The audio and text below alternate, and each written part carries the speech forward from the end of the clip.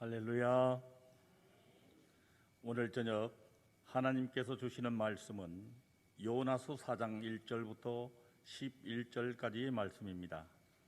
제가 들고 있는 성경으로는 구약 1289페이지 1289페이지입니다. 함께 교독하시겠습니다. 요나가 매우 싫어하고 성내며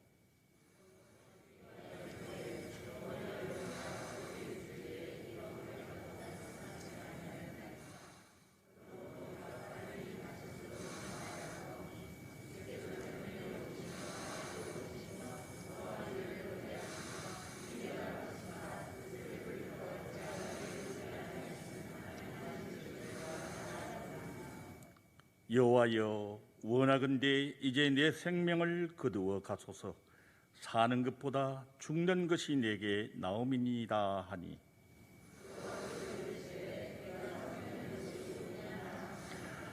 요나가 성읍에서 나가서 그 성읍 동쪽에 앉아 거기서 자기를 위하여 초막을 짓고 그 성읍에 무슨 일이 일어나는가를 보려고 그 그늘 아래에 앉았더라.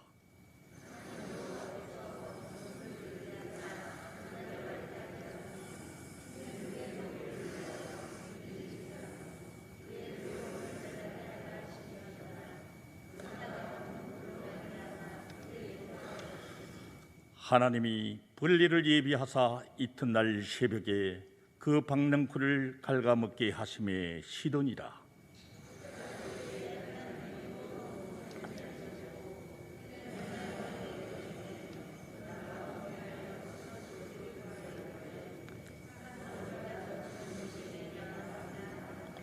하나님이 요나에게 이르시되 내가 이 박능쿨로 말미암아 성내는 것이 어찌 옳으냐 하시니, 그가 대답하되 내가 성내어 죽기까지 할지라도 옳으니이다 하니라.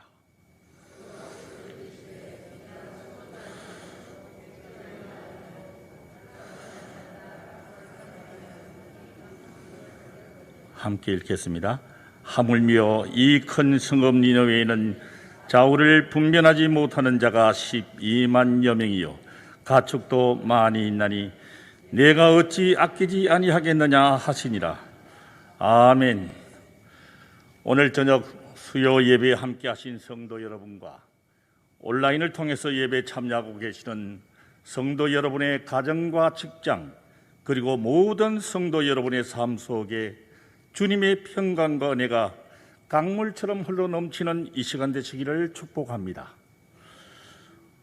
오늘은 요나서의 네 번째 이야기로서 구원의 초청장이라고 하는 제목으로 말씀 전할 때 하나님의 음성을 듣는 성령 충만한 시간이 되시기를 간절히 소망합니다. 요나서 전체를 찬찬히 읽다 보면 요나 속에 내가 있고 내 속에 요나가 있음을 발견하게 됩니다. 요나서의 이야기 속에는 사람의 심리적 갈등과 함께 다툼이 있습니다. 그리고 도망자와 이 도망자를 끝까지 놓치지 않으려는 추적자의 이야기가 아주 흥미진진하게 이어집니다. 그 중에서도 이 모든 것을 아우르는 하나님의 놀랍고도 위대한 사랑이 있음을 깨닫게 됩니다. 우리는 그동안 2년여 동안에 걸쳐서 코로나라고 하는 큰 폭풍우를 만났습니다. 이제나 저제나 하는 마음으로 기다렸지만은 이번에는 오미크론이라고 하는 변이 바이러스까지 겹쳐서 우리를 불안에 떨리게 합니다. 마치 요나가 물고기 뱃속에서 방향을 잃고 사흘밤 사흘낮을 보낸 것처럼 말입니다. 이 코로나로 인하여 이태리의 율리안 우르반이라고 하는 38세의 한 젊은 의사가 자신의 친구에게 보낸 편지가 인터넷에 소개되면서 많은 세계인들이 감동을 했습니다. 오늘 이 편지의 내용을 잠시 여러분께 알려드리고자 합니다.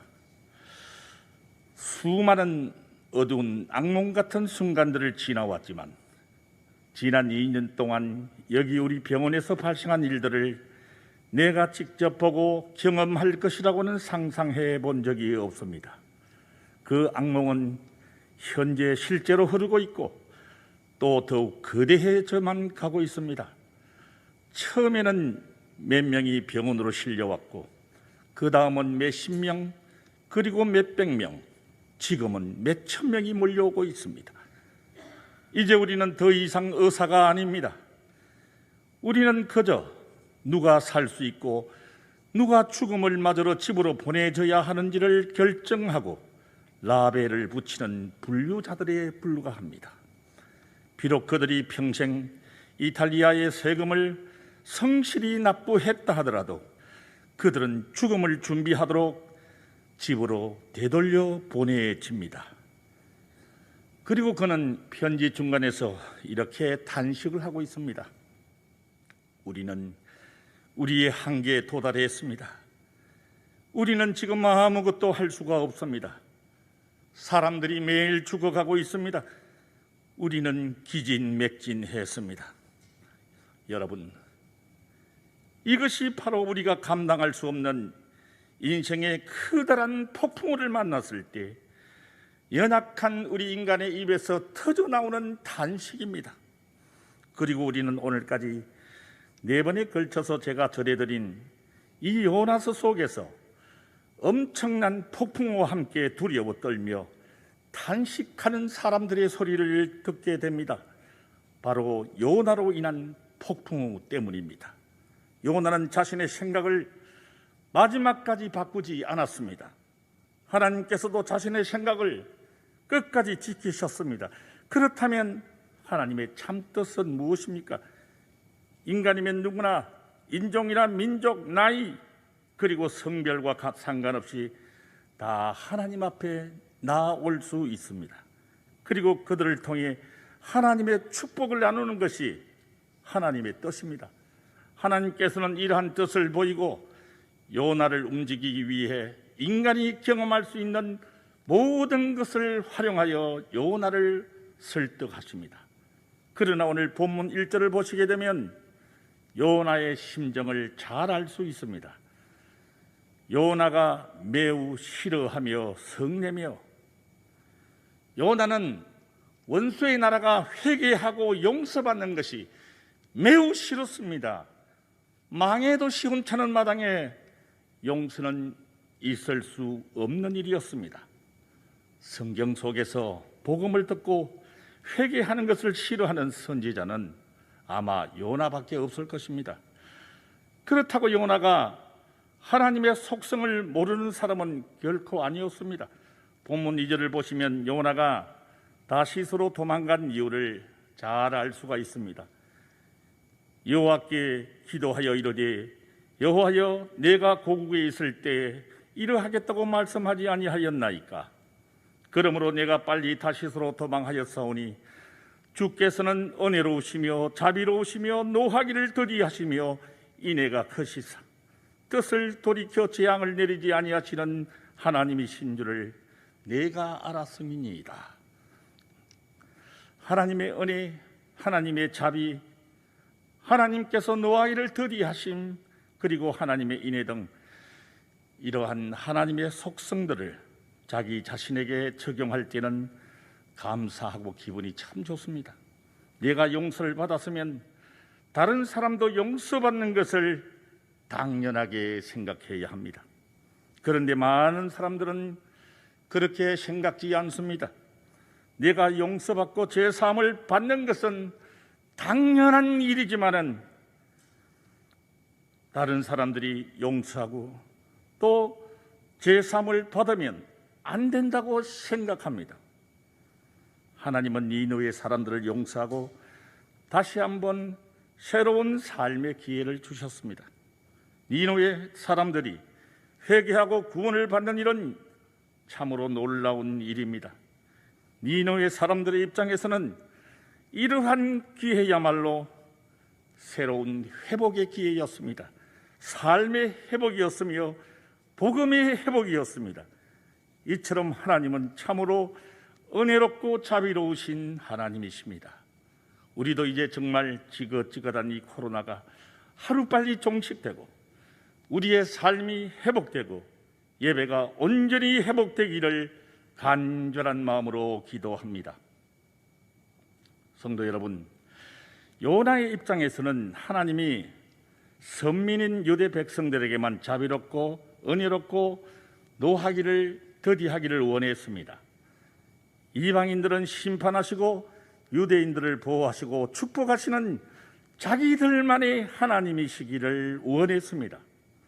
요나는 선민 의식이 아주 강한 유대인이었습니다. 이방인들에게까지 은혜롭고 자비로우사 그들의 회개를 받으시고 재앙을 내리지 아니하시는 하나님을 결코 영접할 수가 없었습니다. 여호와여, 원하건대 이제 내 생명을 거두어 가소서. 사는 것보다 죽는 것이 내게 나음이니이다 하니 이제는 제발 자신의 목숨을 거두어 달라고 기도합니다. 이렇게 사느니 차라리 죽는 것이 낫겠다고 했습니다. 그는 다시스로 도망가기 위하여 배를 타고 가다가 풍랑을 만났을 때 자신을 죽여달라고 한 그 모습을 다시 보입니다. 어떻게 보면 요나는 자신의 목숨보다 민족을 더 사랑하는 것 같습니다. 그러나 그는 편협한 민족주의자요, 국수주의자요, 배타주의자입니다. 그는 온 인류를 사랑하는 하나님의 마음을 제대로 몰랐습니다. 그는 회개하였지만 내면이 온전히 바뀌지는 않았습니다. 여호와께서 이르시되 내가 성내는 것이 옳으냐 하시니라. 주님께서는 요나가 화를 내는 것이 과연 옳은 일이냐고 책망을 하셨습니다. 하나님은 그가 죽기를 원한다고 죽이지 않았습니다. 하나님은 자기 중심적인 요나를 감당하시고 그가 성내는 것이 옳지 않다고 책망을 하십니다. 하나님은 한 사건을 통해서 요나를 설득했습니다. 여기에서 우리의 하나님은 참으로 인격적인 하나님이심을 깨닫게 됩니다. 하나님께서는 이러한 뜻을 보이고 요나가 성읍에서 나아가서 그 성읍 동쪽에 앉아 거기서 자기를 위하여 초막을 짓고 그 성읍에 무슨 일이 일어나는가를 보려고 그 그늘 아래에 앉았더라. 이제 요나는 니느웨 성읍 동편 밖으로 나가서 자기를 위한 초막을 지어 거기 앉았습니다. 초막은 가축의 울이나 원두막 같은 보호의 장소였습니다. 그런데 이스라엘 사람들에게 초막은 조금 더 의미가 있는 것입니다. 이스라엘의 3대 절기 중에 하나인 초막절과 관련이 있는 것이기 때문이죠. 초막절은 광야에서 베풀어진 하나님의 은혜를 기억하는 절기였습니다. 여기서 또 하나의 아이러니는 하나님 은혜의 장소인 초막에 앉아서도 요나는 하나님의 은혜를 기억하지 않는다는 점입니다. 요나는 그저 하나님이 그 성읍에 무슨 일을 행하시는지를 지켜보는 관찰자의 태도를 취하고 있었습니다. 성경은 요나가 성읍에 무슨 일이 일어나는가를 보려고 한다고 완곡하게 표현을 했지만은 그 실제는 하나님께서 어떠한 행동을 하실지를 지켜보는 감시자가 되겠다고 하는 것이었습니다. 감시자가 된 요나는 하나님께서 성읍에 무엇을 하실지를 바라보고 있었지만 지금 하나님은 성읍이 아닌 요나에게 행동을 취하고자 하셨습니다.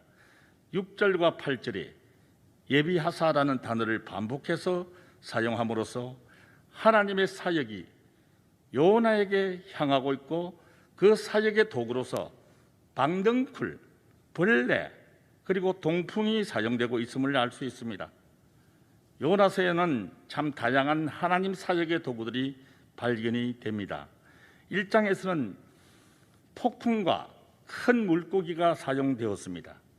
4장에서는 또 다른 3가지 사역의 도구가 제시되고 있습니다. 한 사람을 돌이키기 위해서 하나님께서는 많은 사역의 도구들을 사용하실 수 있음을 깨닫게 됩니다. 생명을 긍휼히 여기시는 사랑의 하나님이라는 사실을 본서를 통해서 우리는 잘 알 수 있습니다. 6절은 요나를 위한 하나님의 사역의 첫 번째 사역이었습니다. 6절입니다. 하나님 여호와께서 박능쿨을 예비하사 요나를 가리게 하셨으니 이는 그의 머리를 위하여 그늘이 지게 하며 그의 괴로움을 면하게 하려 하심이었더라. 요나가 박능쿨로 말미암아 크게 기뻐하였더니 하나님께서는 요나를 위해서 박능쿨로 그늘을 만들어 주셨습니다. 박능쿨의 은혜를 입은 요나가 그것으로 말미암아 크게 기뻐했다고 증언합니다. 1절에 하나님을 악하다고 평가하는 요나의 모습과는 매우 대조적이죠.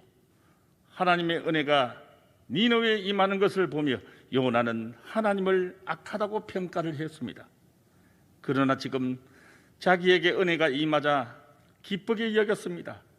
요나의 자기 중심적인 사고를 다시 한번 지켜보게 만드는 행동이었습니다. 7절과 8절을 통해서 이제 두 번째와 세 번째 사건으로 이어집니다. 7절과 8절입니다. 하나님이 벌레를 예비하사 이튿날 새벽에 그 박능쿨을 갉아먹게 하심에 시도니라. 해가 뜰 때에 하나님이 뜨거운 동풍을 예비하셨고 해는 요나의 머리에 쪼임에 요나가 혼미하여 스스로 죽기를 구하여 이르되 사는 것보다 죽는 것이 내게 나으니이다 하니라. 하나님께서는 벌레를 통해서 베푸셨던 그 박능쿨을 갉아먹게 하셨습니다. 1장에서 잔잔한 바다 가운데 바람을 던져서 풍랑을 일으키고 요나를 공격했던 것처럼 박능쿨 가운데 벌레를 통해서 그것을 마르게 하셨습니다. 두 사건은 방법에 있어서 차이가 있었으나 모두 초점은 요나에게 맞춰져 있었습니다. 박능쿨이 말라 그늘을 잃은 요나에게 설상가상 뜨거운 동풍이 불어오고 해가 내리쬐었습니다. 쪼이다로 번역된 히브리 낙칼은 치다, 때리다, 공격하다라고 하는 의미를 가지고 있습니다. 하나님 사역의 세 번째 도구는 분명히 요나를 향한 하나님의 공격이었음을 말하고 있습니다. 이러한 하나님의 공격에 요나는 응답합니다. 3절의 고백과 같이 사는 것보다 죽는 것이 내게 낫다는 고백이었습니다. 이제 다시는 하나님은 요나를 향하여 이렇게 질문합니다. 하나님이 요나에게 이르시되 내가 이 박능쿨로 말미암아 성내는 것이 어찌 옳으냐 하시니 그가 대답하되 내가 성내어 죽기까지 할지라도 옳으니이다 하니라. 박능쿨로 분노하는 것이 마땅한 것이냐? 하나님의 이 질문은 1절의 요나의 분노를 반영하는 질문이었습니다. 니느웨의 회개와 하나님의 용서를 보며 요나는 분노했습니다. 그런데 이제 요나는 박능쿨을 준비하시고 또 그것을 제거하신 하나님을 향하여 분노하고 있습니다. 따라서 하나님은 하나님의 주권적인 행동에 대해 요나가 분노하는 것이 정당한 것인지를 물으시며 그를 책망하시고자 하시는 것입니다. 하나님의 이러한 강력한 책망에도 요나는 여전히 자기 중심적인 신앙을 버리지 못하고 자신의 분노로 인하여 죽는다고 할지라도 여전히 옳다고 주장하고 있습니다. 끝까지 심중에 변화가 있지 않는 이 굳어버린 요나를 향하여 하나님은 선포하십니다. 사랑하는 성도 여러분, 우리가 살다 보면 내 생각과 하나님의 뜻이 다를 때가 많습니다. 그럴 때 여러분은 어떻게 하십니까? 그럴 때는 내 감정을 십자가에 못 박아야 합니다. 내 뜻대로 마옵시고 아버지의 뜻대로 되기를 원합니다. 그렇게 해야만 하나님께 비로소 쓰임받는 인생을 살아갈 수 있는 저와 여러분이 될 수 있기 때문입니다. 성경 66권을 보시면 대체적으로 끝에 가면 결론을 맺습니다. 그런데 결론 없는 성경이 신약의 한 권, 구약의 한 권이 있습니다. 신약에는 사도행전이고 구약에는 바로 이 요나서입니다. 요나서의 마지막 4장 11절은 하나님께서 이렇게 선포하며 마무리하고 있습니다. 하물며 이 큰 성읍 니느웨는 좌우를 분변하지 못하는 자가 12만 명이요 가축도 많이 있나니 내가 어찌 아끼지 아니하시리까.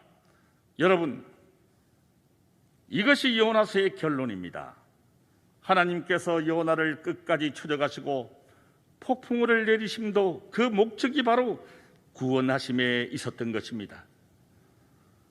그래서 요나가 자신의 잘못을 깨달아 회개하고 하나님의 말씀을 잘 증거하고 사명을 잘 감당했는지, 아니면 계속 투덜대면서 불평하면서 영원히 불순종하는 삶을 살았는지, 여기에서 결론이 나오지 않고 있습니다.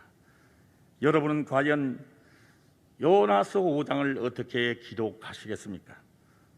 저와 여러분 주위에는 아직도 좌우를 분별하지 못해서 예수님을 구주로 영접하지 못한 친구나 친척, 그리고 가족들이 많이 있을 것입니다.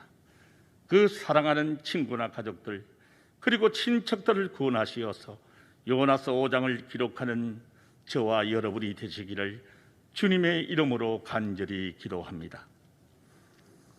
설교 서두에서 잠시 말씀드렸던 이태리의 율리안 우르반이라고 하는 의사의 편지 이야기를 다시 한번 이어가겠습니다. 그는 말하고 있습니다. 2주 전까지만 해도 나와 내 동료들은 무신론자였습니다.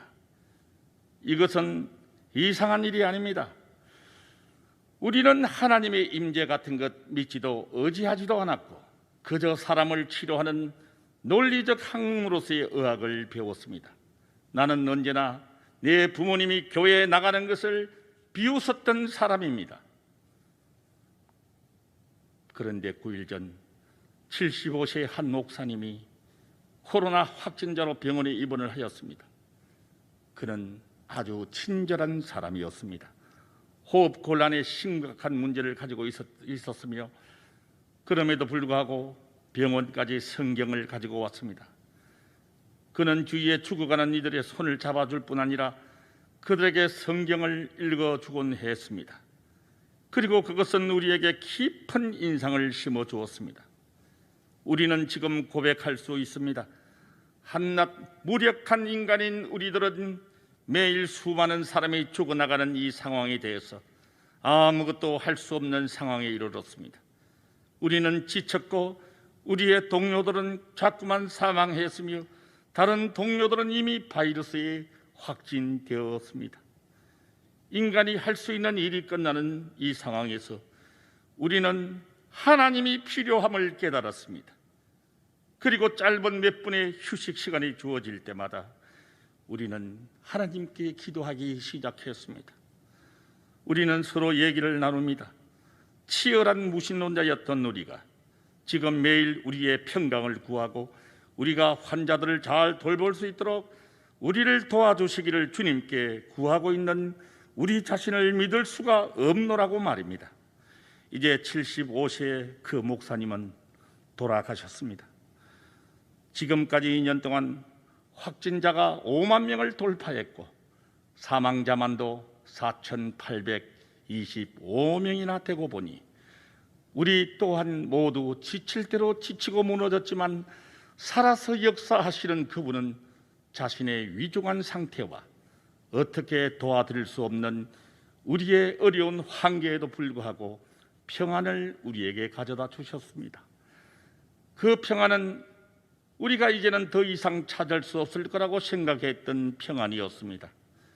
비록 그 목사님은 주님 품으로 돌아가셨지만 현재 상황이 계속 이어진다면 아마 우리도 곧 그분의 뒤를 따를 것입니다. 나는 요즘 일주일을 집에도 들리지 못했고 가족들과 언제 마지막 식사를 했는지조차 생각이 나지 않습니다. 나는 지금 이 땅에서 나의 무익함을 깨닫지만은 나의 마지막 호흡을 다른 이들을 돕는 데 줄 수 있어서 행복합니다. 비록 나는 나의 동료들의 죽음과 많은 사람들이 운명을 달리하고 고통과 고난에 둘러싸여 있지만 내가 하나님께로 돌아왔다는 이 사실에 나는 더 행복합니다. 사랑하는 땅끝 성도 여러분, 저는 이 의사의 편지에서 코로나의 광풍 속에서도 역사하고 계시는 하나님의 구원을 봅니다. 이 코로나의 광풍이 하나님의 섭리와 주권적인 역사에 의해서 마침내 우리들과 온 인류를 위한 구원의 초청장으로 변화될 줄 믿습니다. 이 광풍을 통해서 광풍 속의 선원들도 하나님의 품으로 돌아왔듯이 이 세상의 수많은 사람들 또한 하나님의 품으로 돌아올 줄 믿습니다. 저 악하기 거지없던 니느웨의 백성들이 하나님께서 보내신 구원의 초청장으로 인하여 하나님의 품으로 돌아왔듯이 이태리의 의사들이 하나님의 품으로 돌아온 것에 행복을 느끼듯이 하나님께서 지금 이 고난과 고통도 그렇게 사용하실 줄 믿습니다.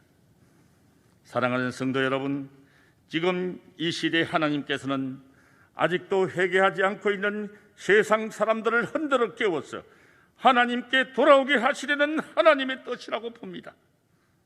오늘 이 시간도 주님께서는 간절히 바라고 원하고 계십니다.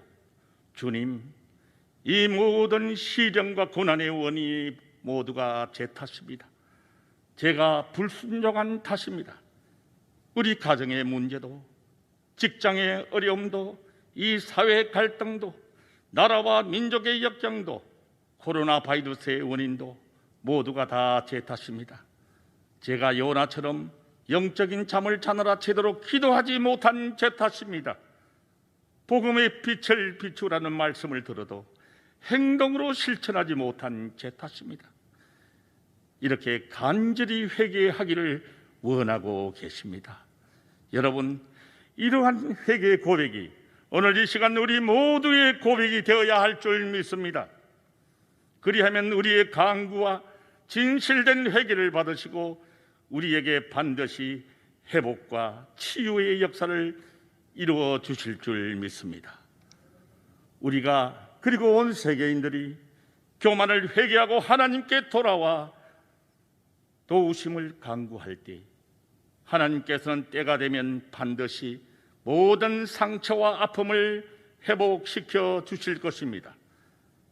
주님께서도 역대와 7장 14절에서 이렇게 말씀하셨습니다.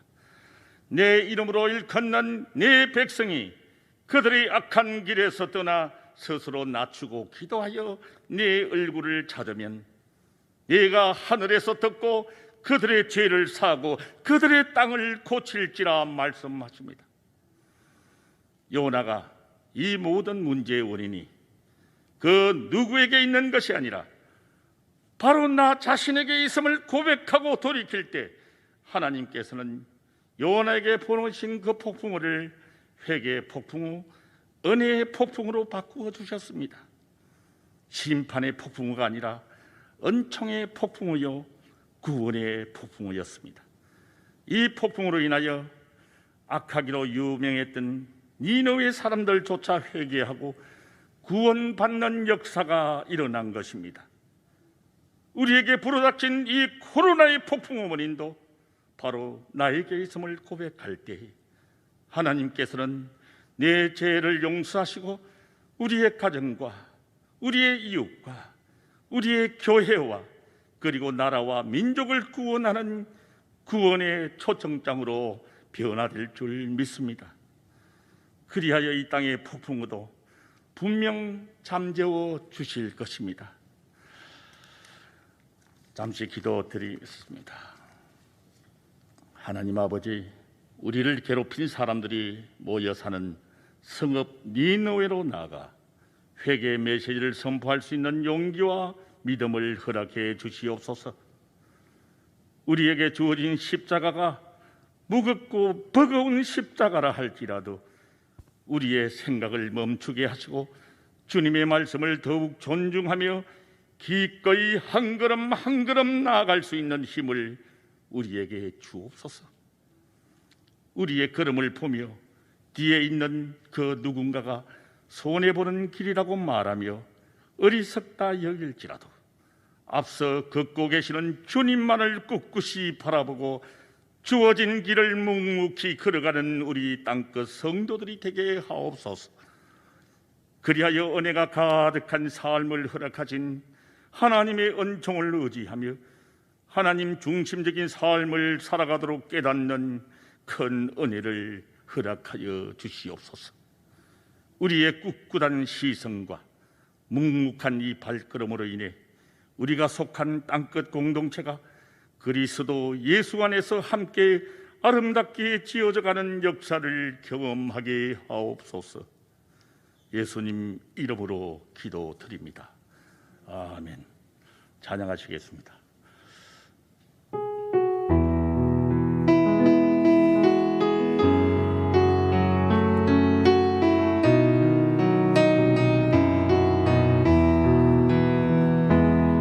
날마다 숨쉬는 순간마다 내 앞에 어려운 일을 보내